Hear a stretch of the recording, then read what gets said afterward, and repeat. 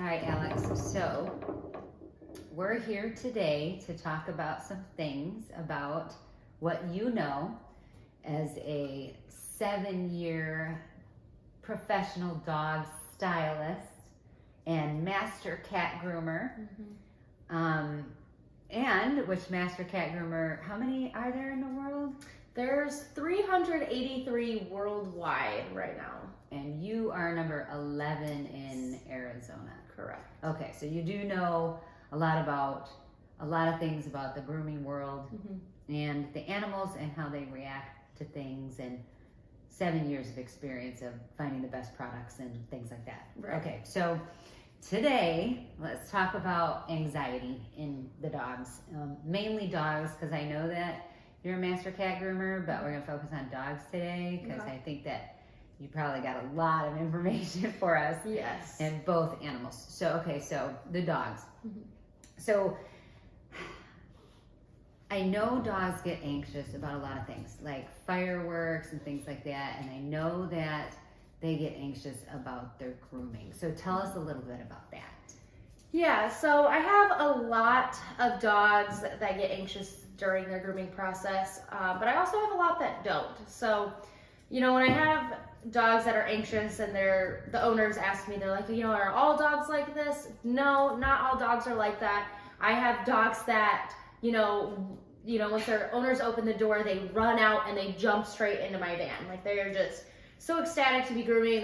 They know me. They know they're going to get loved on. They know that they're going to be, you know, taken care of. They're going to feel better afterwards. So as many anxious dogs as there are also a lot of dogs that are excited and love it. And even those anxious dogs are happy afterwards. I'll have a dog that doesn't want to come out to the van with me, and then once they're done being groomed and they go back home, they're giving me hugs. They don't want to go back inside. They act like they want to stay with me all day. So it definitely, you know, it's a scary thing at first to like leave mom or dad, or, you know, to go out to the van if they don't necessarily want to right away. But they're always happy at the end. Okay, so we have Major with us today. He's going to be in our little interview here. Okay, so what are signs that a dog would be anxious, and like what kind of behaviors do they have in the van? Like, are they biting you, or what happens there?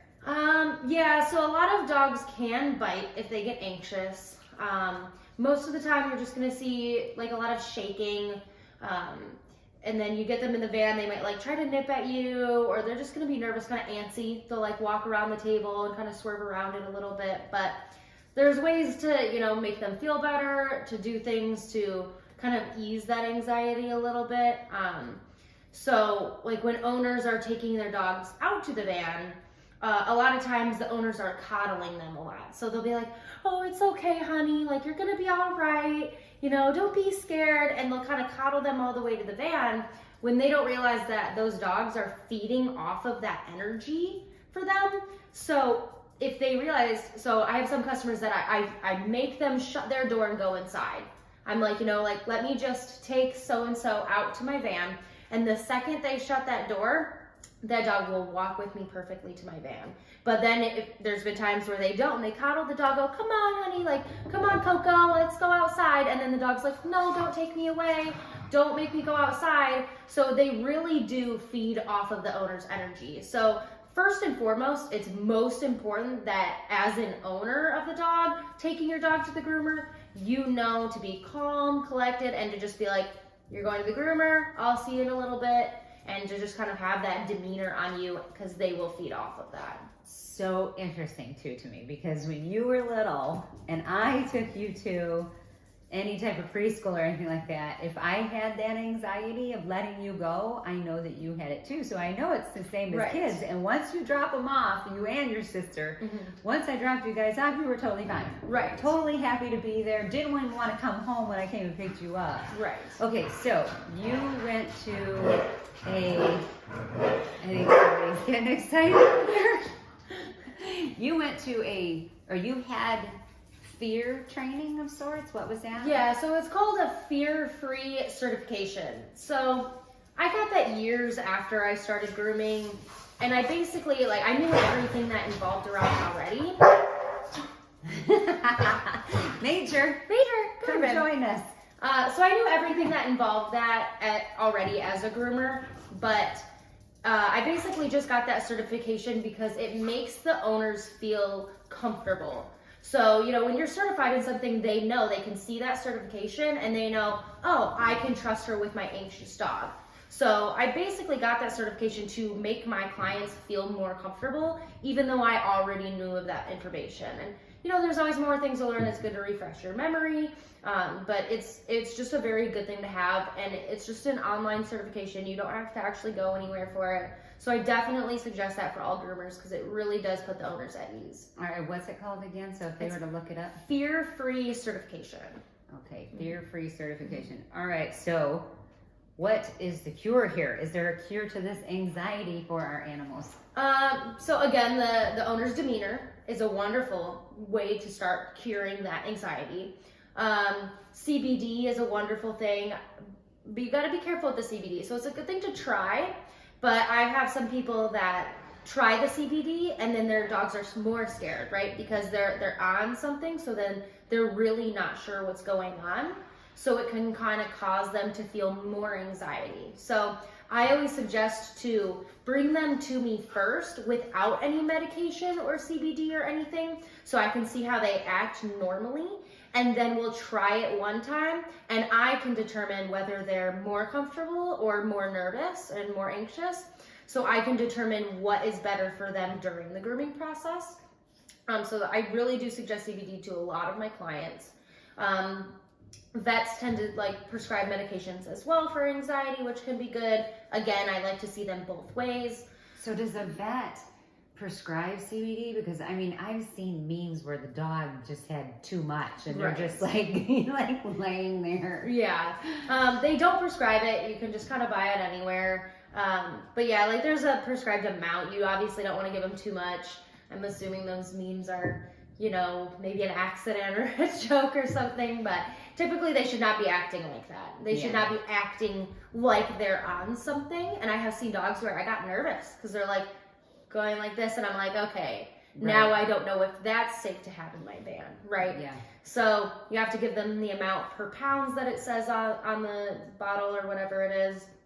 And we'll just try a little bit. You gotta kind of fluctuate with it. It's not like a one time you're gonna hit it and win it, Yeah. So it's definitely a practicing thing. And as far as in the van goes, there's things to do. For example, drying them, they have something called the happy hoodie. So it's just it kind of hugs their head and their ears, which blocks the sound and not the vibration, but the sound from the dryer. So does it freak them out too? Only some of them. Some of it does, some of them doesn't. Some of them don't mind, they'll just sit there. I have videos on my YouTube of them just sitting there being blow dried. Okay. And some it does make nervous. There are dogs that are senior dogs that do have dryer induced seizures. So that's very important to have those happy hoodies on there. Use a very low level on your dryer. Take the dryer nozzle off to make it even lighter. Those dogs are going to take longer, but obviously we don't want to freak them out or stress them out any more than they already are or that's necessary. So there's always different precautions to take, different things to do, different ways to move them. If you move slower, if you just literally move in slow motion as you're trimming, that is really comforting to them. Yeah. And it's different for every dog. So you just got to try it out, just like kids and people. Everyone's going to learn differently and act differently, and it's literally just a trial and error process. Yeah, I know I've gone with you a few times. I'm super lucky to be your mom to be able to go. And I know that you really handle them well, but has there been a time, because I remember going with you one time where this dog was just super crazy, not happy. And okay, so tell us about that. Let's talk about this first. How many clients do you have? Out of 7 years, give us a ballpark of how many dogs, not even cats, have you probably groomed through the past 7 years? I know that's kind of hard, but. I've never kept track of something like that. It would have been cool if I did, but I didn't. Yeah, for sure. Over 7 years, if you want to look at an average of 4 to 8 or 9 dogs a day for 5 to 6 days a week over the course of 7 years. You literally will groom up to 10 dogs. I have, in yeah. a day. Mm-hmm. I mean, a lot of them would have to be like no haircuts or like just baths, something that's quick. But yeah, I have in my mobile business, I have groomed up to like 9 or 10 in a day. So it's a lot. Quite a for bit. sure, And yeah. how many clients do you have? I have about 800 people. So, you know, there's also those people that have several dogs or cats in a home. Right. So that doesn't mean 800 dogs and cats. That just means 800 people. Yeah. And not all of those are consistent. A lot of those are, you know, from the past years that I've had my business, but I am booked up like 3 to 4 months at a time, and those are loyal clients. So Okay, so tell us about the crazy one, and Right. how do you deal with something like that, and what happened? okay, so yes, the mini poodle. He was a mini poodle? was a miniature poodle. Okay. Maybe a Bichon mix, but he was a little crazy boy. So definitely ridden with anxiety. So when I went to their home, he was a big time biter, as you know. So, and he was even aggressive towards the owners. You know, like you can't even grab this dog on your own. Like your own animal, you can't even grab. And it's covered in mats and just like basically if you were to pet it, you couldn't feel its skin at all. You couldn't like put your fingers in to feel its skin because it's so matted. Yeah, I remember Which that. Yeah. causes the dog to be even more angry and anxious. Sure. You know, they have like, imagine mats all over your body. That's not going to feel good, you know? So I would, you know, you take the lead and you kind of open it wider, and a lot of times you can like kind of throw it over their head and then like tighten it in order to walk them. Or if they'll let the owner put it on, if they're not letting you do it, you can have the owner put it on. And so once you have the lead on this dog, you walk it out to the van. 99% of the time they'll walk, no problem with you. And then in order to get in the van, I now thankfully have steps to my van. So you just kind of lead the dog up, and then picking it up is hard, right? It's because this dog is just going to bite you any chance it gets. So basically you kind of take the lead and like distract it from your body, right? So you're gonna pull it the opposite way, obviously gently. You don't want to pull this dog hard and you don't want to hurt it. So you take the lead and kind of pull it in an opposite direction and then grab it from behind. And it's really tricky and it's not easy. Okay. So and you kind of like lift it up at the same time. So it's kind of like a quick swoop motion, and you grab it and then you kind of just like put it on the table, right? Like you're not gonna throw this dog, but you're just gonna whoop, you know, it's like a very quick motion. They don't have like much time to react because they're like, what's going on? Where are you putting me? Okay. You know? So obviously over the past 7 years, you learn how to avoid getting bit. You get faster reflexes. Mm-hmm. I'm definitely faster than I used to be. I can pull away really fast if I have to. Putting muzzles on is really hard. You have to kind of like go from behind, swoop it on and clip it. So did you put a muzzle on this one? Yes and no. So also a trial and error thing. Some dogs with muzzles will freak out. Okay. So it causes them to go, oh my God, what's on my face? This is scary. Yeah. You know, so it's going to scare them and they're going to act worse. So this dog obviously just bit like crazy, but my muzzles, they have like a hole right here. So they can actually bite through, you know, like they can still technically bite you with the muzzle on. But I use those so they can breathe properly. Okay. You know, because if you put a muzzle on like this, they can't breathe. Sure. And there's other muzzles that are like cages that can work. Does the nose show? Like, can they breathe through their nose? Yeah. It's like a hole. Okay. You know, but there's other muzzles to buy that will cover the mouth and still allow them to breathe. This is just the brand that I own. And I don't like to muzzle dogs anyway. I have learned enough by now on how to handle them and move them around with the muzzles that I own without getting bit. Or if I get bit, then, you know, it's kind of used to that part by now. Mm-hmm. But yeah, so he was super anxious. As you know, you've seen him be pretty wild. I've never seen anything like that in my life. Yeah. I thought it was crazy. Mm-hmm. I mean, I've seen dogs freak out. I have, you know, on TV and stuff. But, I mean, even on TV, even in real life, this is the first time I've ever seen anything like that.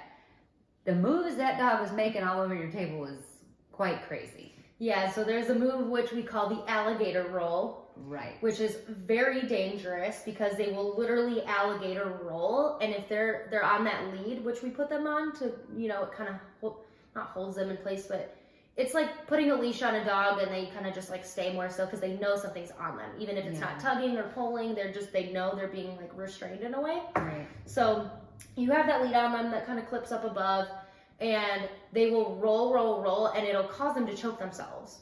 Or say since he's being so crazy, so wild, one of his legs slip off that table, right? On accident, because it happens. So say he slips the leg off the table, I try to grab him, he goes to bite me, so I go like this, and he falls, and then now he's being strangled by this lead, right? Yeah. So it's so important to take the proper precautions. Rule of thumb is to always have one hand on the dog at all times, never look away from the table. So we as groomers take so many different precautions for the safety of these animals, but when we have someone that's so wild on the table and so dangerous to themselves and us, it's really tricky. It's a really hard thing to try to deal with. So tell us what happened in the end here. And then, actually, before you do that, how did you come across the dog? Because the owners knew that the dog was like this. So it's not like, you just went for it and they just handed him over and said, good luck. I mean, how did you come across? What did they say to you? Because they knew that the dog was going to be like this. So what did they say and how did you deal with it? I mean, yeah, like you said, they knew, so they were very well aware. And then it came a point when the groom where a different time that I had a helper with me, because I knew he was crazy. Typically, I don't have a helper. My helper got bit. So typically, I'll allow a dog to bite me like maybe 2 times, depending on how bad I get bit, because I'm not one to be like, oh, bit, goodbye, right? Yeah. I'm trying. Okay, so biting as in snipping. You're not talking about like holding on. Sometimes I'll give some lead. I like a challenge, and I like to help people because people take their aggressive dogs to me for a reason. Right. So I'm really well known as dealing with aggressive dogs. Okay. People take their dogs to me because other groomers can't do them. They'll send them away. The vet can't even groom these dogs. Yeah. Petco and PetSmart send them away like nobody's business. So people come to me for a reason. They know and they trust that I'm going to get their dog done safely, and I'm going to get it done. So I have that on me, and I know, like, I'm going to do everything in my power to safely finish this dog. So, I mean, I have been bitten pretty bad several times. They'll, like, eat your whole finger and hold on tight, and I actually have a bite right now on my thumb. But this dog in particular had bitten my helper, and I am not one to let my helpers get bit. It's like if they get bit, you're done. Like, back away. I'm going to do this by myself because that's a whole different story. You're not technically a groomer. Yeah. You have, no part in this. Like, just kind of like let me try to take over at this point. So I took over, just tried to do it by myself. And then I got bit really bad, like really extremely bad. What's extremely bad? Did you have to go to the hospital? I did not. I never have, but I technically don't. I probably wouldn't anyway, unless I like knew for a fact I needed stitches. I'm kind of bad at that. It's like not one to look at for that. Like, probably go to the hospital. If it was anybody else, I would probably tell them to go. But urgent care, yeah, for me, it's just kind of like I'm fine, Okay. So yeah, I got really bit really bad, and then at that point, I knew that was done and it was time to go home. Yeah. Because there was so much stress in that van. And they're feeding off our energy of, oh my gosh, we just got bit. We're stressing out because we can't finish this dog. Yeah. So in 7 years of grooming, 7+ years of grooming, this is the one and only dog I have never been able to finish. And it's disappointing on my part because I pride myself on finishing all these dogs, So. Okay, so priding yourself on finishing the dogs, and let's talk about the ones that you do finish that have anxiety, and what can other people do. I guess I'm talking groomers and people at home that want to groom their dog, because they know that, finances can be tough, and you're going to cut the grooming of the dog out of your, bills or whatever, because you don't want to spend money on that. So, well, in some cases, yes. In some cases, yeah. So what are things that people can do at home for dogs with anxiety, and what can groomers do in their shops? I can't even say vans because it could be anybody. Yeah, it could be anybody. In shops and stuff, that's just a case of maybe doing them separately, maybe doing them first thing in the morning when there's not other dogs around. So there's not a whole bunch of commotion. They're not like looking at other things. There's not all that stimulation. So if a dog owner knows that their dog has anxiety and they take them to a shop, you should probably take them early in the morning. Early in the morning, first appointment of the day, depending on the shop. Like if it's a mom or pop shop, they might work with you to be like the only dog in the morning. Or if it's like a corporation, if they'll allow your dog in because they're super picky, they have something called like a Zoom groom, which means that they do your dog straight through. Your dog won't go in a kennel. They're not going to sit there for hours. They do your dog from start to finish. Oh. Yeah, so that does exist, but you got to be careful because those corporations are going to send you right out the door that second that dog looks at you in a bad way. Yeah, okay. You know, they just don't do that. All right, so what can you do? What can homeowners do for the anxiety? They can do the CBD treats. They can try that out at home. Move slowly, take your time, do one thing and come back to it later. If that dog's stressed out, you know, groom a leg and come back 30 minutes and do the other leg. You know, I mean, if you're at home and you have all the time in the world to be grooming your dog, and you do it in separate days. Do half of the dog one day, half of the dog the other day. Yeah. You know, so it's really good to break up sessions. You have a really good video for trimming nails with that dog. Yes, I have several videos. We can link it. Yeah. So yeah, I have videos of me grooming aggressive dogs. I have trimming nails, black nails that people can't see, which I have a lot of requests for that video all the time. So yeah, I definitely have videos on that on YouTube. But yeah, it's just a matter of them feeding off your energy and moving slowly and taking your time. And I even have videos of like calming music that they can play while they're being groomed. They actually feed off of that really well too. Do you play that in your van? I do sometimes, okay. Yes. On occasion, I will play that, but a lot of times I just talk to them. You can sing to them, you know, you can just talk to them. They do feed off of the talking as well. If you know, and it doesn't even have to be like, oh, good boy. You know, it could just be like, oh, you're so sweet, or you know, I'm just talking about your day. You can just talk to these dogs, and they'll listen. You know.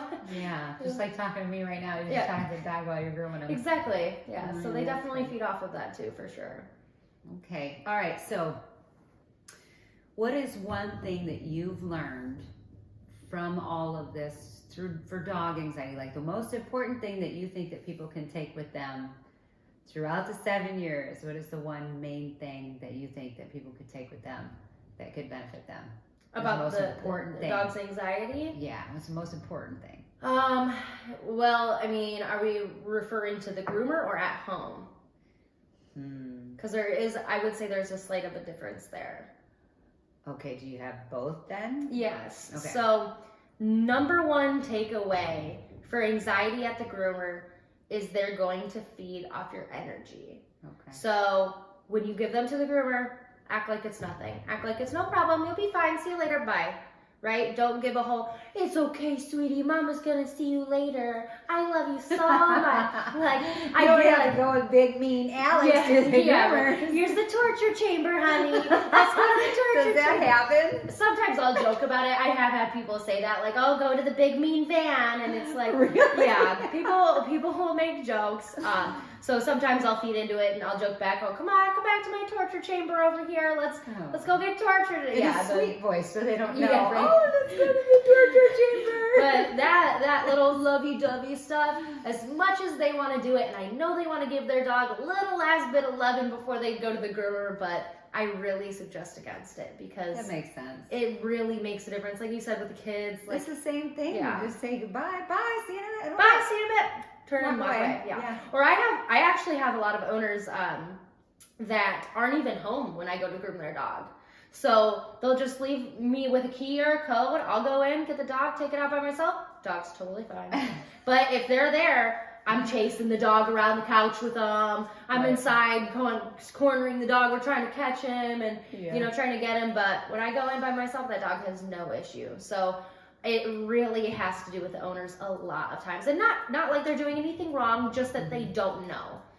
So it's important that they realize that they just act like it's nothing, and then when they come back, that's when you give them all the love and the treats and the spoiling that you want. Yeah, for sure. You do that when they come back, not when they leave. All right, and the one thing that a groomer can take?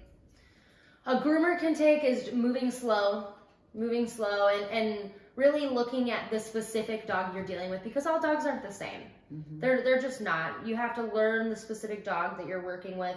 And that's why it's so important to continuously go to the same groomer. So you have to find a dog groomer that you really like, and you like who they are, you like their work. And just because your dog's scared doesn't mean that they're a bad groomer, doesn't mean they're a bad person. It just means that the dog is scared, and that's all there is to it. So it's important to find a steady groomer.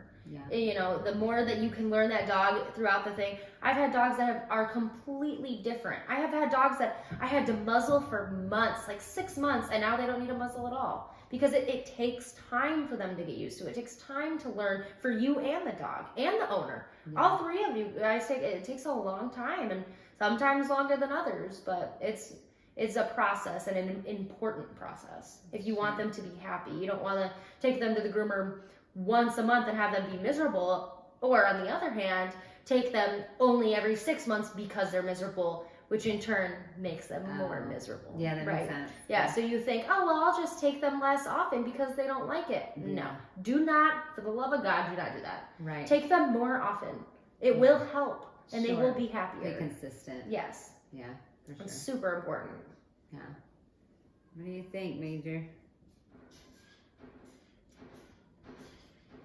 What is going on? I don't know. Okay, well, I think that's it for us today with the anxiety talk. I know that at home, I help the dogs with anxiety with the little dog bed that they have. They got those new dog beds. It's super important to have for them. And then, was it the donut bed? Is that what they're called? Yeah, the donut dog bed. Yeah, absolutely love that. All right. So thank you for all of your knowledge, and we'll talk next time. Perfect. Okay. Bye. Bye.